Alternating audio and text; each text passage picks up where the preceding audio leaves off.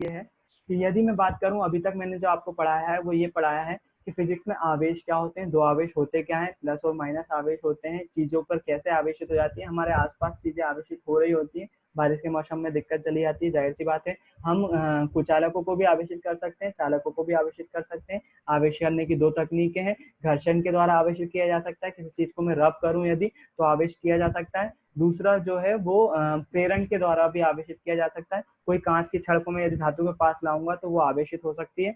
उसके बाद हमने बात करी कि यदि आवेश हो रहे हैं तो एक दूसरे को आकर्षित कर रहे हैं, विकर्षित कर रहे हैं, तो उसके ऊपर बल भी लग रहा होगा।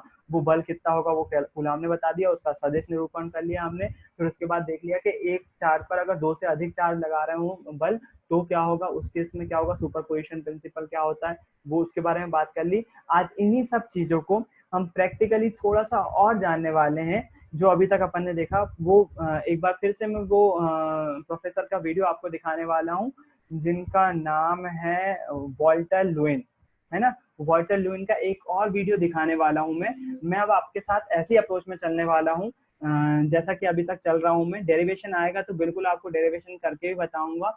जहां पर मुझे चीजें आपको प्रैक्टिकली सिखाने वाली होंगी, वो प्रैक्टिकल सिखाने के लिए मैं आपके सामने वीडियो रखूंगा। तो इस वीडियो में ये प्रोफेसर बहुत शानदार है। मतलब आप समझ नहीं सकते बच्चों को सिखाने के लिए क्या क्या करते हैं। इलेक्ट्रिक फील्ड के बारे में बात कर रहे हैं। मैं इसके बारे में आपको चर्चा कर चुका हूँ, इलेक्ट्रिक फील्ड के बारे में बता चुका हूँ कि एक चार्ज के आजू बाजू एक फील्ड होती है। मैं जाहिर सी बात है 48 मिनट का वीडियो, इतना ज्यादा लंबा आपको नहीं लेके जाऊंगा, मैं स्किप करते हुए पढ़ाऊंगा।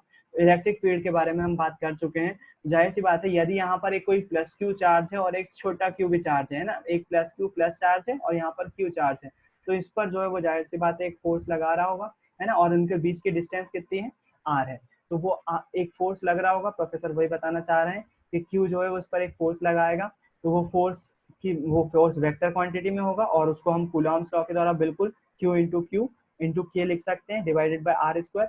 के का मान यहाँ पर 4 पाई आप एप्सिलॉन नॉट बिल्कुल रख सकते हैं। और यहाँ पर जो आर कैप लगाया हुआ है ये क्या दिखा रहा है, ये डायरेक्शन दिखा रहा होगा। किसकी डायरेक्शन दिखा रहा होगा, इस फोर्स की डायरेक्शन दिखा रहा होगा। सदिश निरूपण कर दिया उन्होंने कूलॉम का। अब इसके बाद क्या बता रहे हैं वो, ये बता रहे हैं कि इलेक्ट्रिक फील्ड क्या होती है, किसी फोर्स की इलेक्ट्रिक फील्ड क्या होती है। कुछ भी नहीं होती है। इलेक्ट्रिक फील्ड जो होती है वो इलेक्ट्रिक फील्ड को हम फॉर्मूले के द्वारा लिख सकते हैं, E equals to F into Q. इस फॉर्मूले से आप तीसरी क्लास में परिचित हो चुके हो। E इक्वल्स टू जो फोर्स लग रहा होता है वो फोर्स का डिवाइडेड बाय कर देंगे उसको हम क्यू से। मैंने इसका फॉर्मूला उल्टा लिखा था, एफ इक्वल्स टू लिखा था E इंटू क्यू, तो बात वही है, कोई नई बात नहीं बताई है उन्होंने। E equals to F on Q या फिर F equals to into Q, बात तो वही है ना। दोनों का अलग अलग, थोड़ा सा समझाने का तरीका अलग अलग।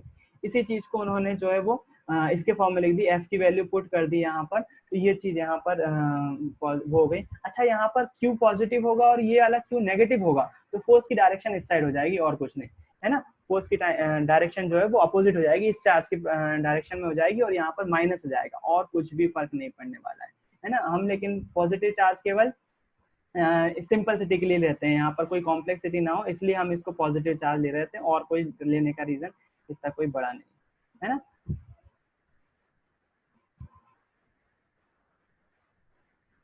हाँ, वो वही बता रहे हैं कि इलेक्ट्रिक फील्ड अगर माइनस में लेंगे अपन तो उसकी कॉम्प्लेक्सिटी बढ़ जाएगी, कॉम्प्लेक्सिटी ज्यादा हो जाएगी, जिसके कारण थोड़ी सी स्पीड बढ़ा देते हैं।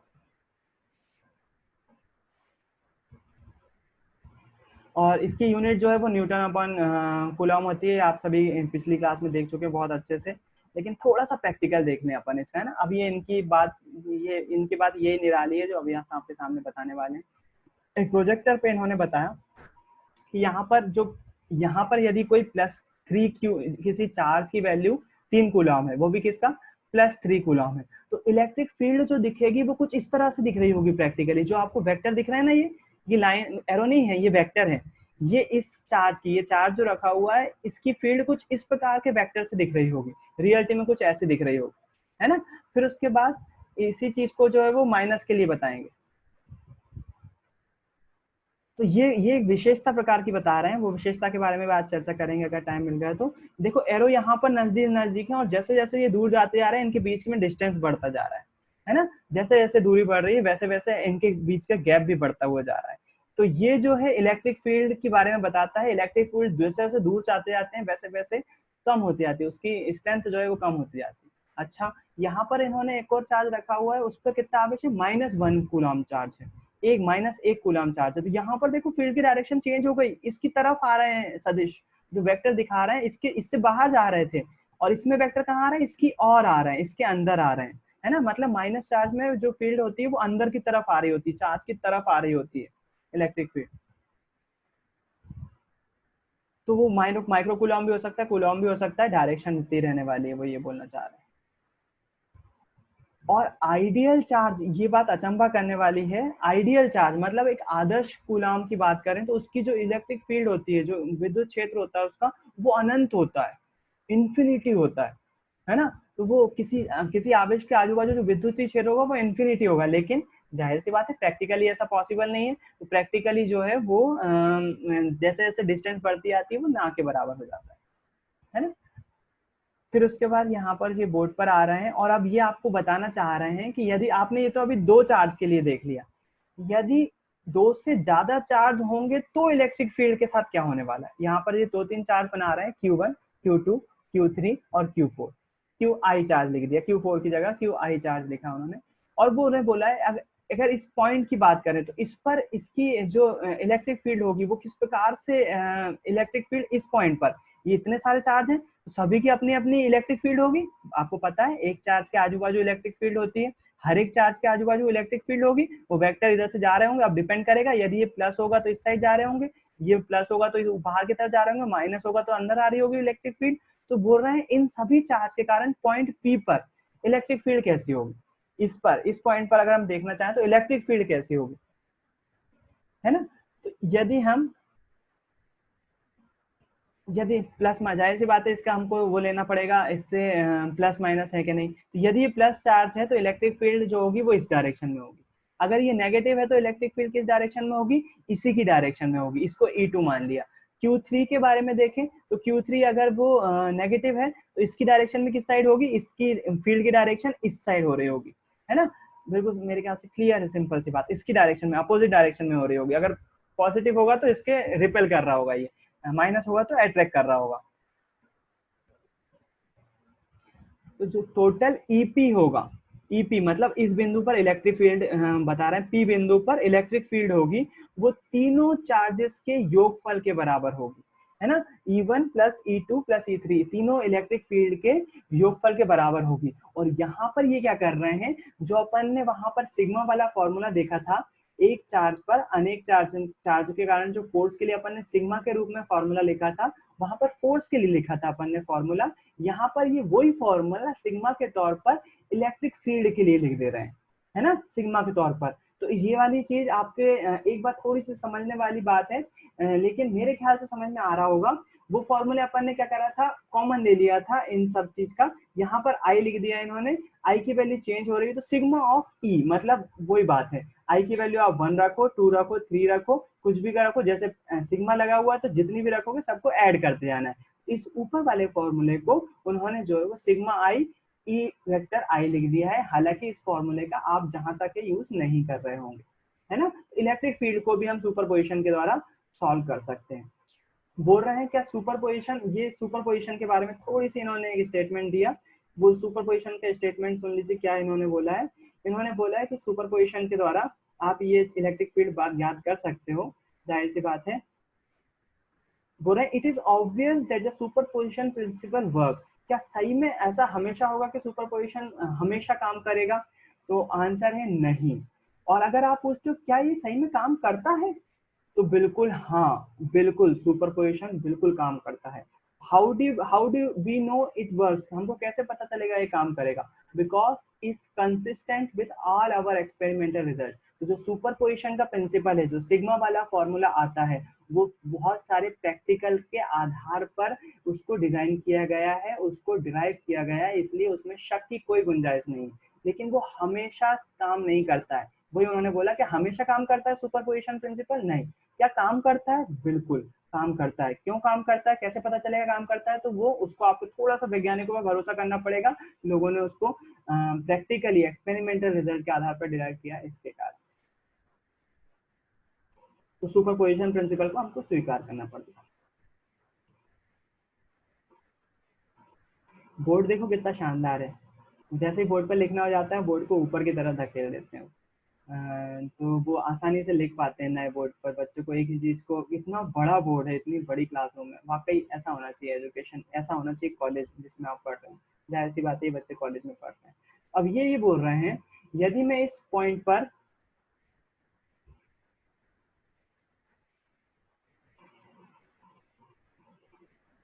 यदि वो कहीं से चार्ज इस पॉइंट पर रख देते हैं, यदि वो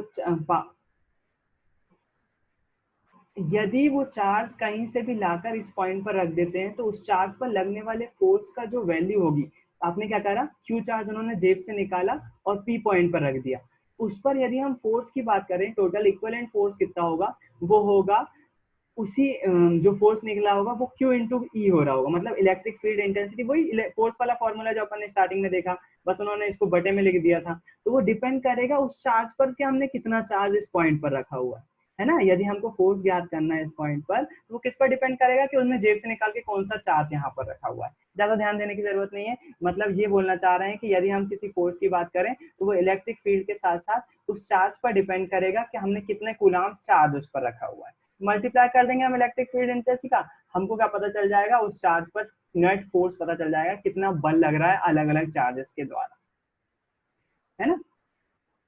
ये होगा। तो हम जो है वो इलेक्ट्रिक फील्ड का यूज करके, किसी भी इलेक्ट्रिक फील्ड का यूज करके, एक इंपॉर्टेंट पॉइंट यहाँ पर ये बोल रहे हैं वो, इलेक्ट्रिक फील्ड का यूज करके हम किसी भी चार्ज पर फोर्स ज्ञात कर सकते हैं, किसी भी चार्ज पर बल ज्ञात किया जा सकता है, किसकी मदद से, इलेक्ट्रिक फील्ड की मदद से, जिसका यूज हम गॉसेस लॉ में भी कर रहे होंगे, है ना। तो ये बात यहाँ पर इंपॉर्टेंट थी, और इसी के साथ आपका आधा सेशन खत्म हो रहा है।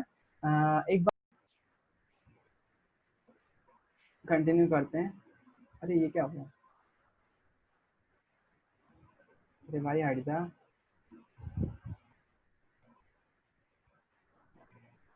आई होप आपको विजिबल होगा।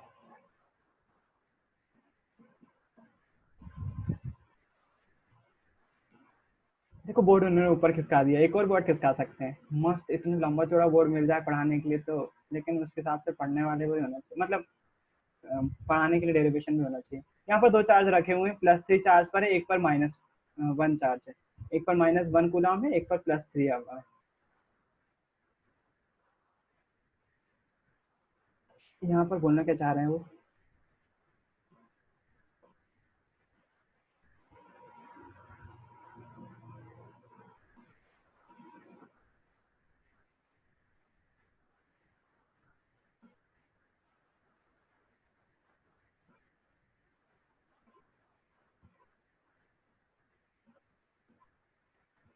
2 चार्ज +3 और -3 रखे हुए होंगे, तो उसकी जो फील्ड की डायरेक्शन होगी, फोर्स की डायरेक्शन होगी, वो इस साइड होगी। जाहिर सी बात है ये अट्रैक्ट हो रहा होगा इसकी तरफ, तो फोर्स की डायरेक्शन इस साइड होने वाली है। एक और पॉइंट ले रहे हैं इन दोनों आवेशों के बहुत दूर पर एक और आवेश ले रहे हैं, बहुत ज्यादा दूर पर ले रहे हैं। तो वो पूछ रहे हैं, एक बच्चे से पूछेंगे कि आपके हिसाब से डायरेक्शन क्या होगी, आपको क्या लगता है उसकी फोर्स, उस पर लगने वाले फोर्स की डायरेक्शन इसके बीच के स्थान पर कुछ इफेक्ट करेगी।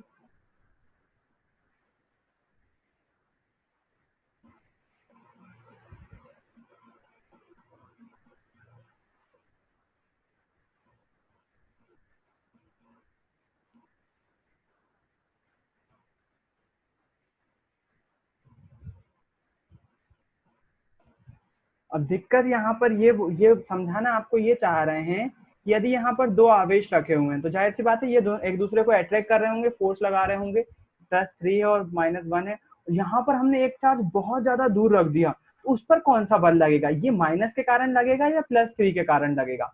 तो आपको जो है, यदि ये बहुत ज्यादा दूर है तो इसको जो है वो हमको सॉल्व करके बताना पड़ेगा। ये एक चार्ज की भांति काम करने लगेगा, और यहाँ पर जो है वो +3 चार्ज ज्यादा फोर्सफुल है, ज्यादा बल रखने वाला है, ज्यादा ताकतवर है।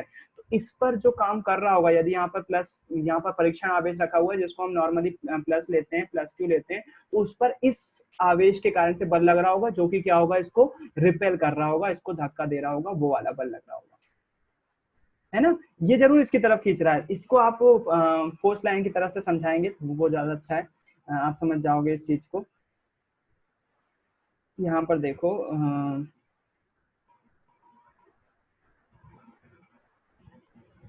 देखो इसको आप देखो, आप इसको बहुत अच्छे से समझ में आएगा आपको वो जब प्रोजेक्टर के माध्यम से समझाएंगे। यहाँ देखो, इसको वेक्टर रिप्रेजेंटेशन है, यहाँ पर दो चार्ज रखे हुए हैं, एक ये वाला +3 है और ये -1 है। यहाँ पर देखो जो इलेक्ट्रिक फील्ड होगी दोनों चार्ज के कारण, जो इलेक्ट्रिक फील्ड डेवलप हो रही होगी वो +3 के कारण से, जाहिर सी बात है प्लस चार्ज है तो इसकी तरफ से बाहर की तरफ जा रही होगी, वेक्टर साइन बाहर की तरफ जा रहे हैं, और जो -1 है उसकी तरफ अंदर आते हुए दिख रहे हैं। लेकिन यहाँ पर देखो कुछ, यहाँ पर कुछ चार्जेस देखो, कुछ एरो बड़े दिख रहे हैं आपको, बाहर की तरफ जाते हुए दिख रहे हैं। मतलब क्या, इस चार्ज के पास ज्यादा आवेश है जिसके कारण से इसकी फील्ड इंटेंसिटी ज्यादा रिकवर हो रही होगी, इसकी फील्ड इंटेंसिटी ज्यादा दूर तक जा रही होगी, इसकी होगी फील्ड बिल्कुल लेकिन थोड़ी सी नजदीकी होगी, है ना। तो आपको ये ग्राफिकल रिप्रेजेंटेशन बहुत अच्छे से इलेक्ट्रिक फील्ड स्ट्रेंथ बता देगा। चार्ज बड़ा है तो उसकी इलेक्ट्रिक फील्ड क्या होगी, ज्यादा होगी, चार्ज अगर छोटा है तो उसकी इलेक्ट्रिक फील्ड क्या हो जाएगी, कम हो जाएगी। तो कुछ वेक्टर आपको अंदर की तरफ आते आते हुए दिख रहे हैं, है ना, बिल्कुल दिखाई दे रहा है। अच्छा,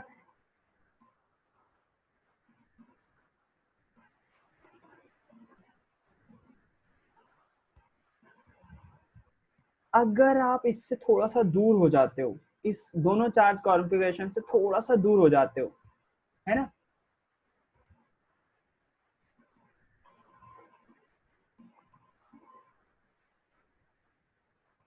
जाहिर सी बात है आप देखोगे दूर के जितने भी एरो हैं वो +3 चार्ज के कारण ही बाहर दिखाई दे रहे हैं, अंदर वाले नहीं दिखाई दे रहे हैं क्योंकि इसकी स्ट्रॉन्गनेस ज्यादा है। जाहिर सी बात है इसका वेक्टर क्वांटिटी सारी ज्यादा दूर तक रहेगी, इसकी फील्ड जो इलेक्ट्रिक फील्ड रहेगी वो ज्यादा दूर तक होगी।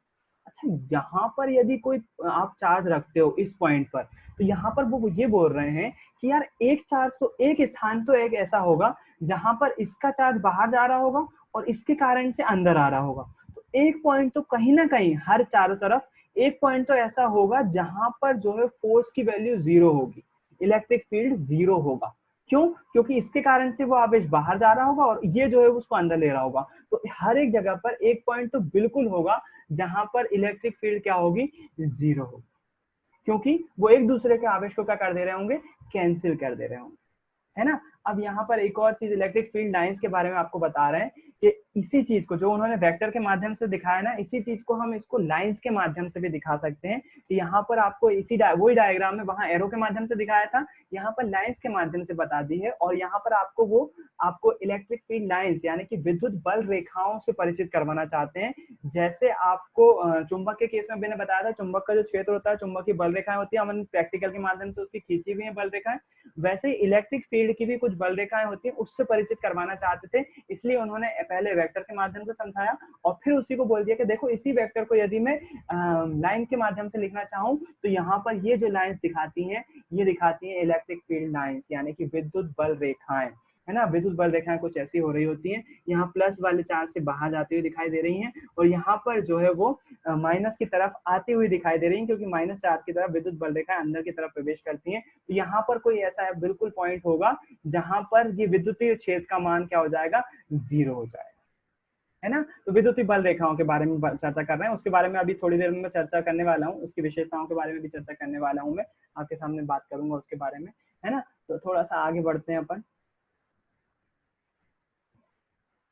वही बता रहे हैं फोर्स की डायरेक्शन, इधर इधर अगर हम ज्ञात करना चाहें, इस लाइन पर अगर फोर्स, इधर कोई चार्ज रख दिया हमने, अगर फोर्स निकालना चाहे तो इससे एक बिल्कुल परपेंडिकुलर लाइन खींच देंगे यदि हम, तो हमको जो है वो फोर्स ज्ञात कर सकते हैं, आसानी से फोर्स ज्ञात कर सकते हैं हम, है ना। इलेक्ट्रिक फील्ड के कारण से फोर्स ज्ञात कर सकते हैं, फॉर्मूला आपके सामने, जितना चार्ज की वैल्यू हो उसमें मल्टीप्लाई कर दो इलेक्ट्रिक फील्ड इंटेंसिटी का, इलेक्ट्रिक फील्ड इंटेंसिटी का मल्टीप्लाई करोगे तो आपको फोर्स की वैल्यू पता चल जाएगी, है ना। तो यहाँ पर ये बात आपके सामने मेरे ख्याल से क्लियर हो गई।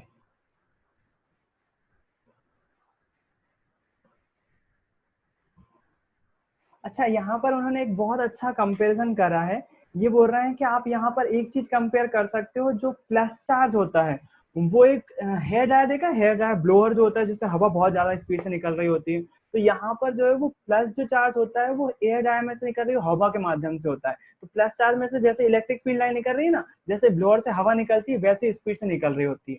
और जो माइनस चार्ज होता है उसकी तरफ इलेक्ट्रिक फील्ड लाइन ऐसी आ रही होती है जैसे वैक्यूम क्लीनर हवा खींचता है ना, वैसी वो कैसे खींच रहा होगा, वो इलेक्ट्रिक फील्ड लाइन उसके अंदर ऐसे जा रही होंगी जैसे कोई वैक्यूम क्लीनर जो है वो पंप से हवा खींच रहा हो, सक कर रहा हो उसकी हवा को, है ना। तो इन्होंने उसकी इलेक्ट्रिक फील्ड को थोड़ा सा आपको इमेजिनरी बनाने के लिए उन्होंने उसको हेयर ड्रायर और वैक्यूम क्लीनर के, देखो यहाँ पर जो है वो प्लस वाला चार्ज क्या कर रहा है, हवा फेंक रहा है, चार्ज फेंक रहा है, और जो माइनस होगा वो वैक्यूम क्लीनर उसको सक कर रहा है।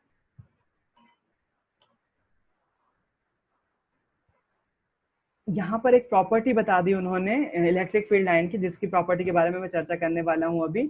जहां पर जितनी ज्यादा लाइंस क्लोज होती हैं, जितनी क्लोज होती है वहां पर इलेक्ट्रिक फील्ड इंटेंसिटी बहुत ज्यादा होती है, और जैसे जैसे इनके बीच स्थान बढ़ता जाता है, गैप बढ़ता जाता है, वैसे वैसे इलेक्ट्रिक फील्ड इंटेंसिटी कम हो जाती है। आप इसको कंपेयर कर सकते हो चुंबकीय बल रेखाओं से। मैंने बताया था ध्रुवों पे सघन होती है, इसलिए वहां पर चुंबकीय बल जो है वो मैक्सिमम होता है, जबकि यदि दूर जाते जाते हैं हम चुंबक के ध्रुवों से तो उनके बीच गैप बढ़ता जाता है और चुंबक के क्षेत्र की तीव्रता भी कम होती जाती है। सेम केस यहाँ पर भी है, जहां अगर इलेक्ट्रिक फील्ड लाइन क्लोज होंगी, पास पास होंगी, तो बिल्कुल वो जो है वहां पर विद्युत क्षेत्र का मान सघन होगा, ज्यादा होगा, इलेक्ट्रिक फील्ड इंटेंसिटी बहुत ज्यादा होगी। और जैसे हम दूर जाते आएंगे बल रेखाओं के बीच गैप आता जाएगा, इलेक्ट्रिक फील्ड इंटेंसिटी कम होती जाएगी। यहाँ पर दो वेक्टर लिए उन्होंने।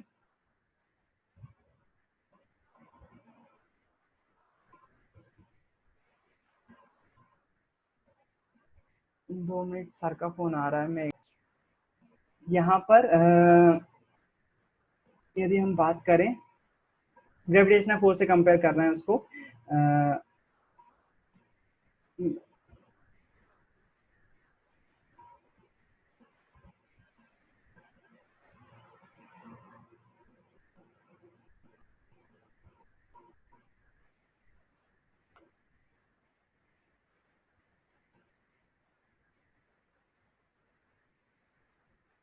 अगर फील्ड लाइंस कर्व होती हैं,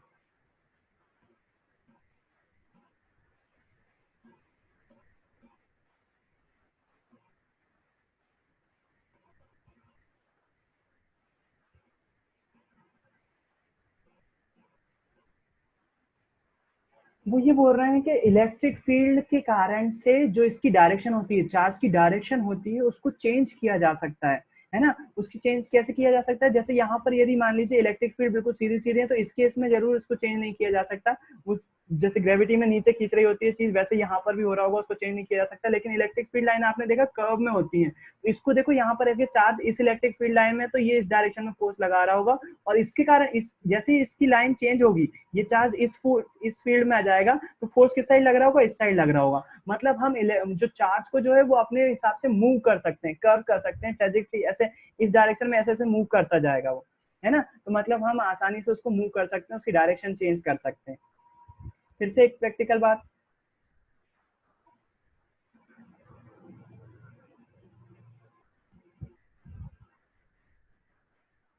फिर से यहाँ पर एक रेखा के माध्यम से, वो एरो के माध्यम से आपको जो है वो एक क्वेश्चन दिखा रहे हैं। तो यहाँ पर जो है वो दिख रहा है आपको, यहाँ पर जो है ये वाला चार्ज +4 चार्ज है, और यहाँ पर प्लस वो चार्ज है +1 चार्ज है। दोनों के कारण से ट्रेजेक्टरी कैसे बन रही है, विद्युत बल रेखा कैसे बन रही है, वो आपको दिखाई दे रहा है। यहाँ पर जो क्रॉस कर रहा है ना पॉइंट, यहाँ पर जो है वो बल का मान 0 हो जाएगा। जैसा कि इधर से ये इधर से बल लगा रहा होगा, ये इधर से लगा रहा होगा, तो इलेक्ट्रिक फील्ड जो है वहां पर 0 हो जाएगा। तो यहाँ पर जो है वो आपको दिखाई दे रहा है। इसके बाद थोड़ा सा इंटरेस्टिंग टॉपिक पे आते हैं, आगे बढ़ाते हैं इसको थोड़ा सा। इलेक्ट्रिक फील्ड के बारे में, जीरो के बारे में बता दिया मैंने, कब होगी, जब प्लस माइनस दोनों के कोई ना कोई पॉइंट ऐसा होगा तो यहाँ पर इलेक्ट्रिक फील्ड जीरो होगी। ये वाला पॉइंट जब क्लोज रखे हुए हो, चार्ज बहुत ज्यादा पास पास रखे हुए हो, तो इलेक्ट्रिक फील्ड लाइन कुछ ऐसी दिखाई दे रही होंगी। कुछ समझ में आ रहा है, ये चुंबकीय बल रेखाओं जैसे डायग्राम बन रहा है ना, ये क्या करा है इन्होंने, एक चार्ज प्लस और एक माइनस को पास पास रख दिया है, तो कुछ बल रेखाओं की जो डायरेक्शन होगी, जो बल रेखाओं की जो बल रेखाएं बन रही होंगी जिस दिशा में, वो इस डायरेक्शन में बन रही होंगी, है ना। जब चार्ज को हमने आस पास रखा, बहुत ज्यादा पास पास रखा, है ना, तो कुछ ऐसी डायरेक्शन बन रही होगी। वो प्रैक्टिकली उन्होंने बता दिया, जब चार्ज पास में हो तो कैसे इलेक्ट्रिक फील्ड लाइन बन सकती है ना। अच्छा, इस कंडीशन को, अब मैं थोड़ा सा टॉपिक आगे बढ़ गया है, इस कंडीशन को जब दो चार्ज आपस में पास आ जाते हैं, ध्यान रखें एक इंपॉर्टेंट टॉपिक शुरू होने वाला है यहाँ से, जो कि आगे पढ़ाऊंगा, मैं अभी नहीं पहुंचाऊंगा वहां पर। जब दो चार्ज प्लस और माइनस आपस में रहते हैं और इलेक्ट्रिक फील्ड लाइन जस्ट आपने अभी देखी जब ऐसा बन रही होती है, इस कंडीशन को बोलते हैं डाइपोल। इंग्लिश में बोलते हैं डाइपोल, हिंदी में बोलते हैं, किसी को मालूम है क्या, द्विध्रुव। द्विध्रुव की कंडीशन बन रही होती है, डाइपोल की बात हो रही होती है, और फिर इसके केस में फिर आघूर्ण की बात आ जाती है, जो कि अपन धीरे धीरे सीखेंगे, अभी तो प्रैक्टिकली देख रहे हैं। जब दो चार्ज, देखना कैसे टॉपिक को एक दूसरे से जोड़ा है, इलेक्ट्रिक फोर्स से शुरू करा, इलेक्ट्रिक फील्ड इंटेंसिटी से शुरू करा, फिर आपको इलेक्ट्रिक फील्ड लाइन पे ले गए, उसके पहले वेक्टर के द्वारा बताया, और फिर इलेक्ट्रिक फील्ड लाइन पे ले गए, और आपको ले जा रहे हैं आप डाइपोल पे, उसी इलेक्ट्रिक फील्ड लाइन से कैसे कॉन्सेप्ट जोड़ते चले गए, कहानियों को एक तरह से बढ़ गए, जोड़ते चले गए। यहाँ पर अब कॉन्सेप्ट आ जाता है, जब दो चार्ज प्लस और माइनस आपस में ले जाते हैं तो उस टाइम कंडीशन बनती है द्विध्रुव की, डाइपोल की, है ना। और डाइपोल एक अच्छा खासा टॉपिक है जिस पर क्वेश्चन बनते हैं, और आपको कंडीशन उसकी समझ में आना चाहिए, डाइपोल के कारण से चार्ज कैसे कैसे मूव कर रहे होते हैं। खैर उसके बारे में चर्चा करेंगे, इसलिए ये स्पेशल केस है, बोल रहे हैं ये स्पेशल केस है बहुत, है ना, क्योंकि इसमें अपन को आघूर्ण के बारे में चर्चा करना पड़ती है, वो बात करेंगे अपन, बिल्कुल करेंगे जब डाइपोल पढ़ रहे होंगे अपन। अभी तो मैं प्रैक्टिकली आपको बता रहा हूँ डाइपोल कैसे काम करता है, उसके बारे में थोड़ी सी आपको प्रैक्टिकली नॉलेज देंगे, है ना। उसको क्या करते हैं, वो प्रैक्टिकल पर जाते हैं।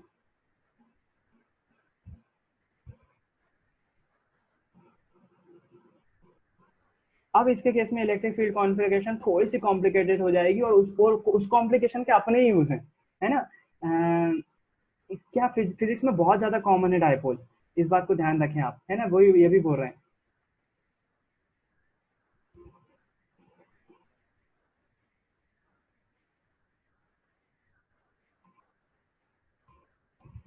यदि हम किसी, बोल रहे हैं यदि हम किसी नाभिक, मतलब किसी एटम को, बहुत अच्छा एटम है आपके पास, यदि उस एटम को यदि हम किसी इलेक्ट्रिक फील्ड के पास लाते हैं, तो जो मॉडल के इलेक्ट्रॉन्स होंगे वो इलेक्ट्रिक फील्ड की तरफ अट्रैक्ट होंगे, उस पर जाहिर सी बात है इलेक्ट्रॉन पर आवेश है, वो आवेश उस फील्ड के कारण, पॉजिटिव नेगेटिव कुछ भी नहीं मायने नहीं रखता, लेकिन अट्रैक्टिव मतलब फोर्स तो लग रहा होगा उसकी तरफ, बिल्कुल लग रहा होगा, है ना, बिल्कुल लग रहा होगा।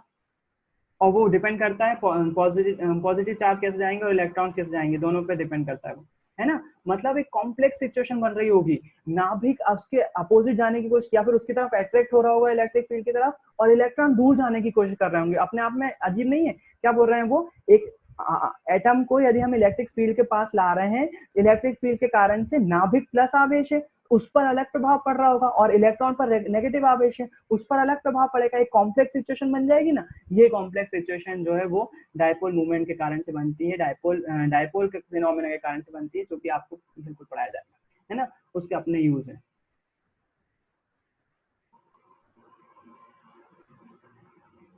अब हम क्या बना सकते हैं डाइपोल को आसानी से, क्या हम क्लास में बना सकते हैं डाइपोल को, तो अपन के पास इंस्ट्रूमेंट नहीं है, इनके पास है, अपन इसका फायदा उठाते हैं, बिल्कुल बना सकते हैं हम, है ना। तो एक उदाहरण ले रहे हैं, वो अपन इसके पहले भी देख चुके हैं ये उदाहरण।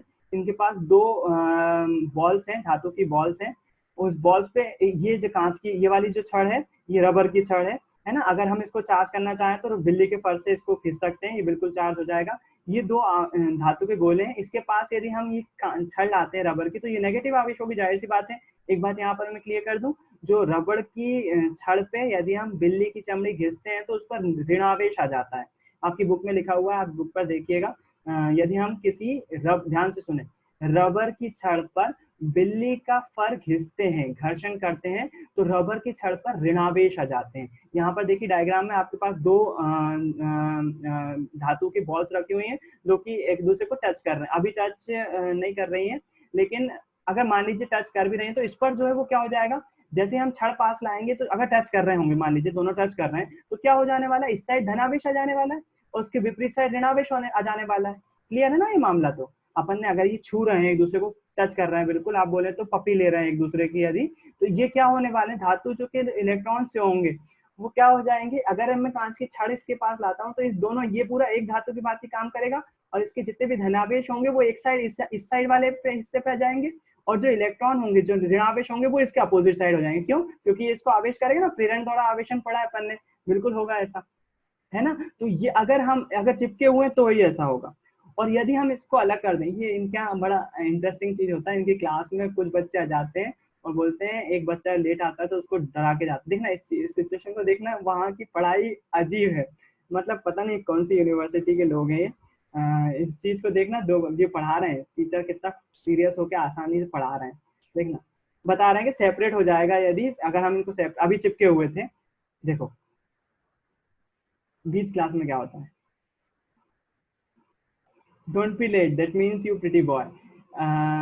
मतलब एक बच्चा लेट आया था तो दो बच्चे चश्मे में बाकायदा चश्मे में आए और क्लास में आके बोलते हैं कल से लेट मत होना, ये मैटर करता है, ये बहुत ज्यादा इंपॉर्टेंट है। बड़े सीरियस होकर जेम्स बॉन्ड बन के आए थे वो। एक फनी मोमेंट था, लेकिन वो जरूरी था, पता नहीं कैसा कल्चर की बात होती है वहाँ का, ऐसा कल्चर होगा तो उन्होंने चीज करी, है ना। और टीचर वापस वापस वो चीज हो गई और वापस पढ़ाई पे आ गए, है ना। तो ये दो बॉल्स को यदि मैं अब सेपरेट कर दूं, इस कांच को छड़ को अलग कर दूं और सेपरेट कर दूं, तो इस बॉल पे धनावेश आ जाएगा और इस पर ऋणावेश हो जाएगा कि नहीं। अपन ने इसके पहले भी करा हुआ है, तो ये प्रैक्टिकली करके बताएंगे आपको, है ना।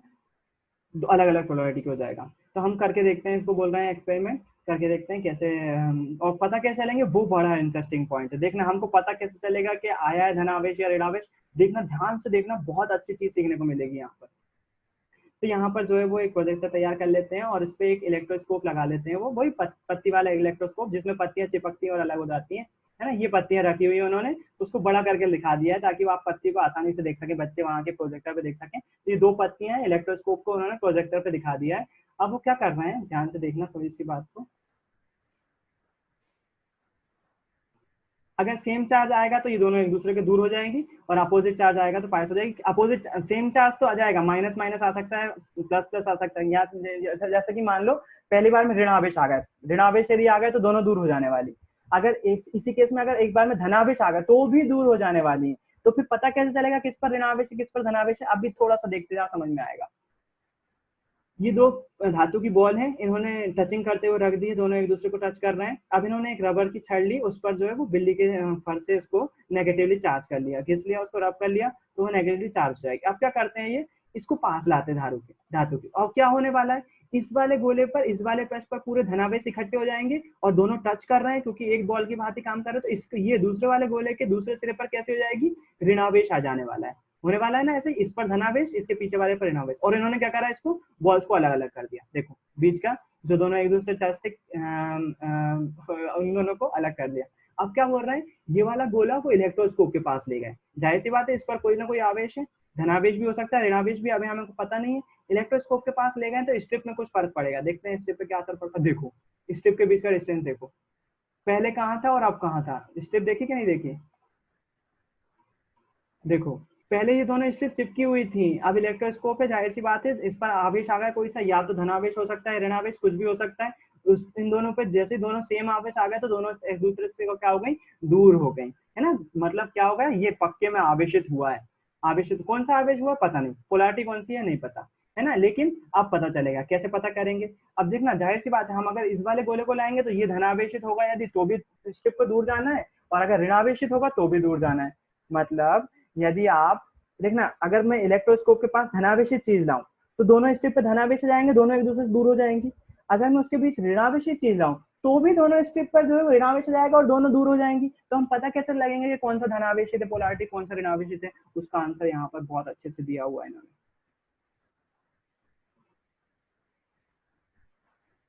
अगर अगर हम इस पोलैरिटी को, इस वाले धातु के बॉल को इलेक्ट्रोस्कोप के पास लाते हैं, इलेक्ट्रोस्कोप के पास लाते हैं, और पहले जो स्ट्रिप के बीच की दूरी थी, क्योंकि वो गोला उन्होंने उसके पास ही रखा हुआ है, अगर वो पहले की जो दूरी थी वो कम हो जाती है, तो हम मान लेंगे कि इस वाले यानी कि दूसरे वाले गोले पर पहले वाले की तुलना में अपोजिट चार्ज था, है ना। प्रैक्टिकली देखो क्या क्या है उन्होंने, देखो ध्यान से, क्यों हो जाएगा ऐसा। इलेक्ट्रोस्कोप की सिचुएशन ऐसी है, ये कॉइल थी जिसके नजदीक हम धातु का गोला ला रहे हैं। अगर नेगेटिव चार्ज हो जाएगा तो दोनों जाहिर सी बात है अलग हो जाने वाले हैं। यदि हम यदि ये पहले से इलेक्ट्रिकली चार्ज है और इसके नजदीक हम पॉजिटिवली चार्ज लाते हैं,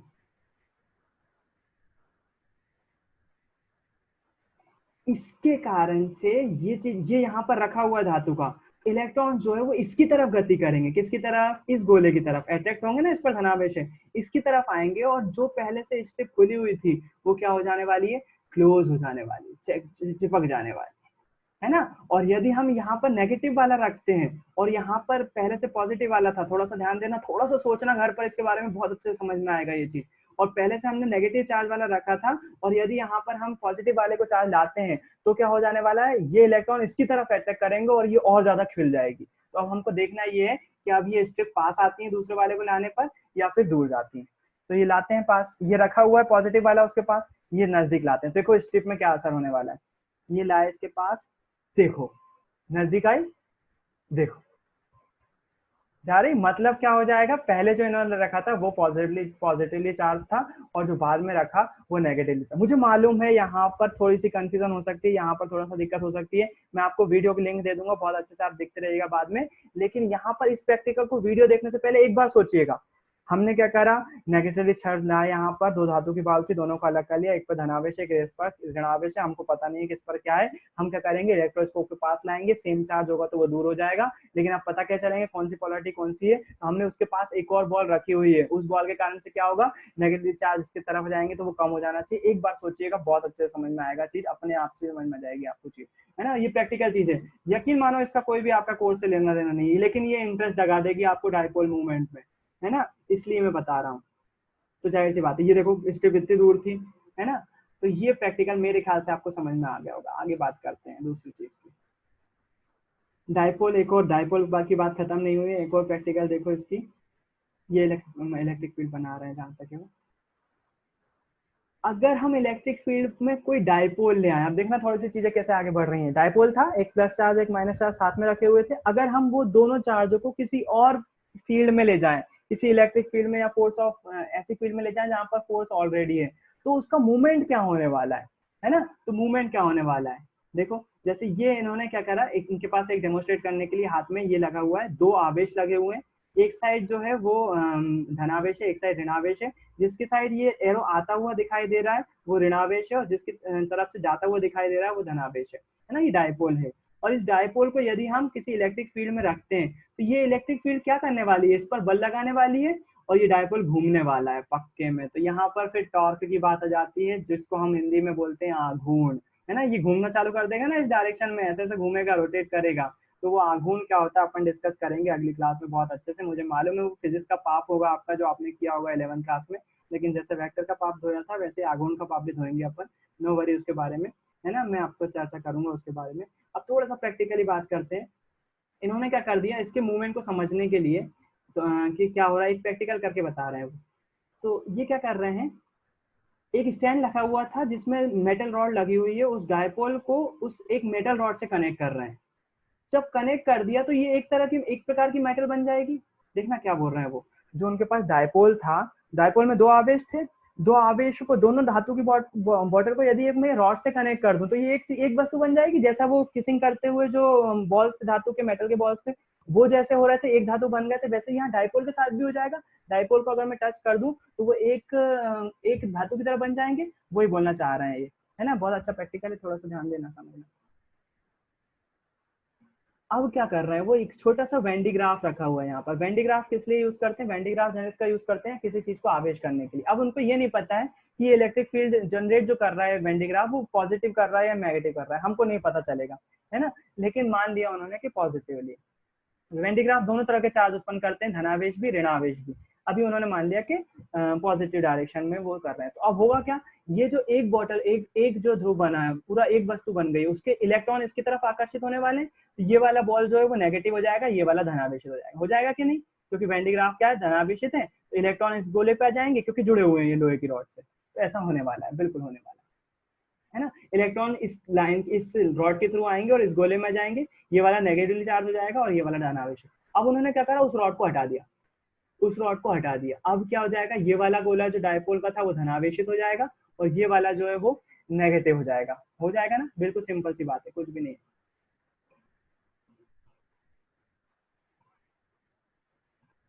अब वो क्या कर रहे हैं, उस डायपोल को, जो अब क्या हो गया, एक उसका एक आवेश धनावेश हो गया और एक ऋणावेश हो गया, उस डायपोल को एक बड़े वाइंडी ग्राफ के पास ला रहे हैं जो उनकी क्लास में रखा हुआ है। तो जाहिर सी बात है इसकी फील्ड के कारण से उस डायपोल पे कुछ ना कुछ मूवमेंट होगा। देखिएगा कितना प्यारा मूवमेंट होता है, कितने अच्छे से वो समझाएंगे आपको कि मूवमेंट कैसे होता है। इस डायपोल के कारण से दूसरे डायपोल का मूवमेंट निकाल रहे हैं वो, देखना थोड़ा सा समझना, थोड़ा सा टफ है मामला, थोड़ा सा कॉम्प्लिकेशन है। क्या कर रहे हैं वो, अब वो जो है वो ये मान लिया उन्होंने ए है और ये बी है ना। अब क्या करेंगे, वो इस डायपोल को बड़े वेंडी ग्राफ के पास लाएंगे। बच्चों से पूछ रहे हैं ताकि बच्चों का इंटरेस्ट बना रहे।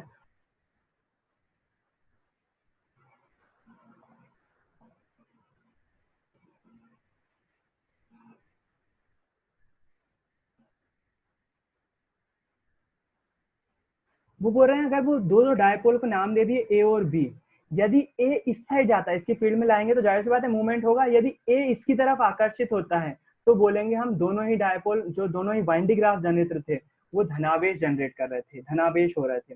अगर ए अपोजिट डायरेक्शन में जाता है तो हम बोलेंगे कि ये अलग पोलैरिटी का वो है वाइंडी ग्राफ, और वो अलग पोलैरिटी का वाइंडी ग्राफ है ना। प्रैक्टिकली समझा रहे हैं आपको। तो अब ये क्या कर रहे हैं, ये डायपोल इन्होंने चालू कर दिया, ये रॉड से कनेक्ट करके रखा है, लोहे की रॉड से। तो अब क्या होगा, ये वाला धनावेश हो जाएगा और एक ऋणावेश, एक पर धनावेश हो जाएगा, एक पर ऋणावेश। ये वाइंडी ग्राफ चालू करा है इन्होंने, है ना। वाइंडी ग्राफ जनरेट की पोलैरिटी ज्ञात कर रहे हैं, तो इन्होंने फिर से उसको कनेक्ट किया और इसको टच कर दिया। अब जाहिर सी बात है एक धनावेशित हो जाएगा, एक ऋणावेशित हो जाएगा। आपको पता है अब क्या करेंगे, इस डायपोल, इसकी फील्ड के कारण से जो ये बन गया, अब इसको बड़े वाइंडी ग्राफ के पास ला रहे हैं। देखना मूव होता है कि नहीं, डायपोल मूव करता है कि नहीं। ये देख, ये देख मूव कर रहा है कि नहीं। ये जो येलो वाला है वो आउटवर्ड है, मतलब क्या हो जाएगा, ये दोनों की ही मैंने बताया था, अगर येलो वाला जो ए वाला पॉइंट है इसकी तरफ इन्वर्ट मूव करेगा तो सेम पोलैरिटी के होंगे, लेकिन ये अपोजिट डायरेक्शन में जा रहा है। इसके कारण से दोनों ही वाइंडी ग्राफ की पोलैरिटी अलग अलग है, इस निष्कर्ष से पहुंचे। आपको क्या सीखने को मिल रहा है, आपको ये सीखने को मिल रहा है कि वाइंडी ग्राफ जनरेट दिखता कैसा है। वाइंडी ग्राफ जो है वो धनावेश भी जनरेट कर सकता है और ऋणावेश भी फील्ड जनरेट कर सकता है ना। अब ये क्या कर रहे हैं, अभी एक प्रैक्टिकल अपने ऊपर लास्ट प्रैक्टिकल करने जा रहे हैं। आज का आपका दिन का ये लास्ट प्रैक्टिकल होगा। इलेक्ट्रिक फील्ड अगर दिखाई दे, अपन अगर प्रैक्टिकली बात करें इलेक्ट्रिक फील्ड कैसे दिखाई देगी, तो ये वाला प्रैक्टिकल आपने साइंस सेंटर में बहुत अच्छे से देखा होगा। ये जो है वो ग्रास सीड है, घास के बीज है ना। ये घास के बीज रखे हुए हैं, किसी लिक्विड मीडियम में रखे हुए हैं, और जब ये क्या करते हैं, दो आवेशित, जो डायपोल था उसको चालू करते हैं, डायपोल बनाते हैं। तो देखो कुछ मूवमेंट दिख रहा है ग्रास सीड में, ये जो रेखाएं दिख रही हैं ये इलेक्ट्रिक फील्ड दिखा रही हैं, डायपोल के कारण से इलेक्ट्रिक फील्ड जनरेट होना दिखा रही है। कितना प्यारा है, इलेक्ट्रिक फील्ड दिखाई दे रही है आपको। यकीन मानो इलेक्ट्रिक फील्ड दिखाई नहीं देती है, लेकिन उन्होंने ग्रास सीड के माध्यम से इस इलेक्ट्रिक फील्ड को आपके सामने शो कर दिया कि इलेक्ट्रिक फील्ड कुछ ऐसे दिखाई। मुझे मालूम है चुंबक की तरह कुछ महसूस हो रहा होगा। अब अगर आप साइंस सेंटर जाओगे ना तो वो मैग्नेट के साथ साथ इलेक्ट्रिक फील्ड, ये भी देखिएगा डायपोल के कारण से इलेक्ट्रिक फील्ड, और जैसे ही हम हटा देते हैं तो ये चेंज हो जाती है। अगर हम एक एक अगर ऋणावेश के कारण से देखें, ये तो धनावेश के कारण से, ऋणावेश के कारण से देखें तो इलेक्ट्रिक फील्ड कुछ इस प्रकार से दिख रही होगी। तो डायपोल अगर हम चालू करें वो इलेक्ट्रिक फील्ड जनरेट करेंगे, जाहिर सी बात है ना। तो ये ग्राफ शीट पर ये इलेक्ट्रिक फील्ड किस प्रकार से दिखाई देगी, ये देखो, ये इसके अंदर की तरफ आ रही है इलेक्ट्रिक फील्ड, दोनों ही नेगेटिवली चार्ज है ना। तो मेरे ख्याल से आपको समझ में आ रहा होगा, ये दोनों नेगेटिवली चार्ज है तो इसकी तरफ अंदर आ रही होगी। तो इलेक्ट्रिक फील्ड का रिप्रेजेंटेशन करा। एक आखिरी प्रैक्टिकल जो बता रहे हैं वो अपने ऊपर करके बता रहे हैं, इनकी आदत है क्लास को एक इंटरेस्टिंग वे में खत्म करने की, तो वो चीज बता रहे हैं ये। वेंडी ग्राफ जनित है, जाहिर सी बात है वो पॉजिटिवली चार्ज कर रहा है। यदि यहाँ पर ये खुद है ना, इनका नाम है वॉल्टर लुई, वॉल्टर लुइस जो भी। तो ये क्या है, जमीन पर खड़े हुए हैं, तो जमीन पर खड़े हुए हैं तो जाहिर सी बात है ये नेगेटिवली चार्ज है, इलेक्ट्रॉन के संपर्क में, जमीन के संपर्क में, इसलिए ये ऋणावेशित होंगे जमीन के संपर्क में। तो अब हुआ क्या, ये पॉजिटिवली चार्ज जो इलेक्ट्रिक फील्ड होगी वेंडी ग्राफ से इनकी बॉडी में जा रही होगी, इनकी बॉडी में एंटर कर रही होगी इलेक्ट्रिक फील्ड, ऐसी होगी वेव्स, बिल्कुल ऐसी दिख रही होगी। वो पूरी साइड, दोनों साइड जा रहे होंगे बिल्कुल, है ना।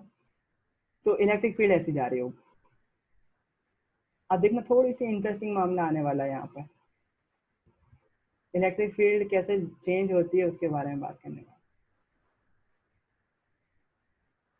इलेक्ट्रिक फील्ड यहाँ से निकल रही है बॉन्डी ग्राफ से और इनकी बॉडी में इंटर कर रही है ना, क्योंकि नेगेटिवली चार्ज है, अर्थ पर खड़े हुए हैं इसलिए। अगर ये बलून लाते हैं आपके सामने, आपके सामने मतलब ये जो है वो वाइंडी ग्राफ रख दिया इन्होंने, इनके सामने एक बलून है। अब ये जमीन पर खड़े हुए हैं तो जाहिर सी बात है नेगेटिवली चार्ज है, और ये जो है वो मान लीजिए धनावेश जनरेट कर रहा है, धनावेश बना रहा है। देखिए क्या होने वाला है। वाइंडी ग्राफ चालू करते हैं जब, देखिए मैं कुछ नहीं बोलूंगा, आप खुद ही देखिए। ये बलून मूव कर रहा है, पहले वाइंडी ग्राफ की तरफ, फिर उसके बाद इनकी तरफ।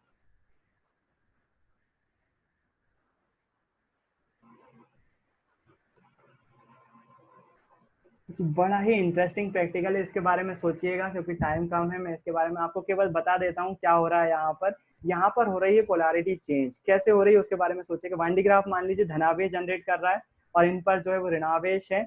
बलून जब वाइंडी ग्राफ से जनरेट होता है तो वो कैसा हो जाता है, धनावेशित हो जाता है। चलो मैंने बात बोल दी, खत्म कर दी, थोड़ी सी बात थी। जब वो वाइंडी ग्राफ से टकराता है तो बलून प्लास्टिक का है, कुचालक है, वो कैसा हो जाता है, धनावेशित हो जाता है। इन पर है इलेक्ट्रॉन, तो वो बेचारा इलेक्ट्रॉन की तरफ आकर्षित होता है। जैसे इनसे टकराता है तो इन पर ऋणावेश है, वो बेचारा फिर से ऋणावेशित हो जाता है। वाइंडी ग्राफ उसको अपनी तरफ खींचता है, बलून मूव करता रहता है वाइंडी ग्राफ के कारण से। कितना अच्छा प्रैक्टिकल ये आवेश का प्रैक्टिकल है। तो इसी के साथ आपको ये आज की क्लास खत्म होती है, और इंटरेस्टिंग बात मैंने जितना हो सका इसको प्रैक्टिकली बताया। अब आघूर्ण के बारे में अगली क्लास में चर्चा करेंगे। डायपोल मूवमेंट क्या होता है, डायपोल कैसे काम करता है, कैसे कैसे उसका फिनोमिना, उसके बारे में चर्चा करेंगे। फिर से प्रैक्टिकली देखेंगे, कुछ डेरिवेशन होगा तो उसके बारे में चर्चा